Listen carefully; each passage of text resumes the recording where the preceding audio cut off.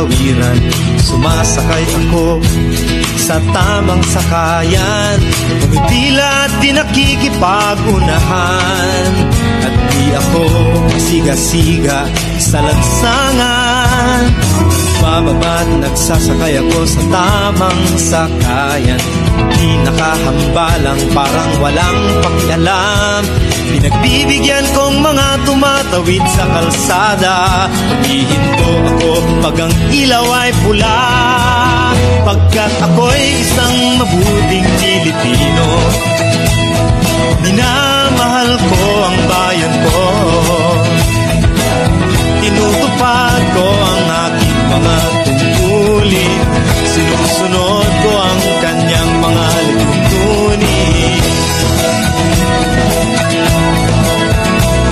Di ako nangungutong o nagbibigay ng lagay, tiket lamang ang tinatanggap kong binibigay. Ako ay nakatayo doon mismo sa kanto, at di nagtatago sa ilalim ng puno. Di ako nagkakalat ng basura sa lansangan, di bumubuga ng usok ang aking sasakyan. Inaayos kong mga kalat sa basurahan, inalagaan kong aking kabaligiran.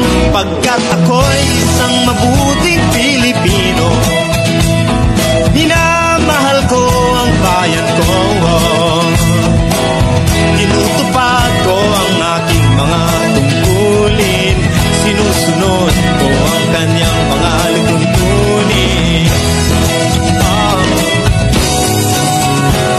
Lagi akong nakikinig sa aking mga magulang, kaya't pag-aaral ay aking pinagbubutihan. Di ako gumagamit ng bawal na gamot, o kaya'y tumatambay at sa eskwela'y di pumapasok.